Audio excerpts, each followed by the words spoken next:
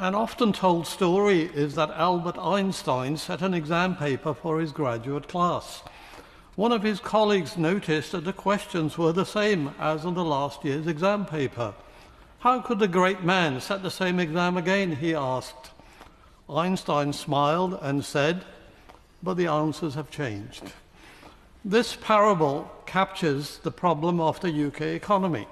For the last 20 to 30 years, we have faced the problem of low economic growth, investment, productivity, rising poverty and crumbling infrastructure. But governments provide the same old answers.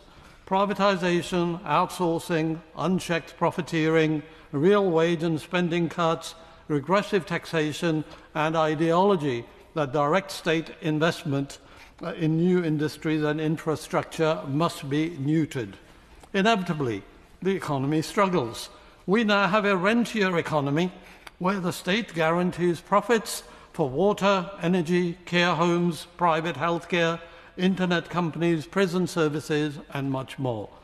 Despite low rates of inflation, interest and corporation tax, and generous incentives, investment in productive assets remains disappointing. In the age of deindustrialization, UK has been at the bottom of the G7 League of Investment in 24 out of 30 years to 2022. It is ranked 28th for business investment out of 31 OECD countries. Currently, it is investing 18.2% of GDP in productive assets, compared to 26% for France, 25% for Germany, 23% is the OECD average. China spends 40.4% and India 30.5%. One lesson is that economies flourish with direct state investment in infrastructure and new industries, which also benefits the private sector. The City of London never had an appetite for long-term risks.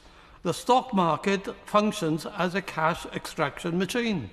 In 2024, listed companies raised £25.3 billion in new shares, paid out £92.1 billion in dividends, and another £57.1 billion in share buybacks. Companies sweat assets.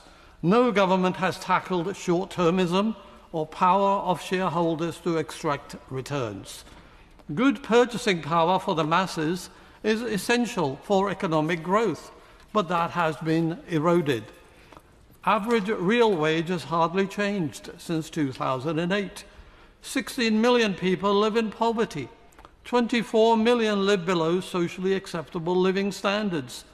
The bottom 50% of the population owns less than 5% of wealth, and the bottom 20% has less than 0.5%. The bottom 20% pay a higher proportion of income in tax than the richest 20%. You can't squeeze 50% of the population and expect economic growth. That does not happen anywhere. So why on earth has the last government pursued that strategy? Somebody ought to explain.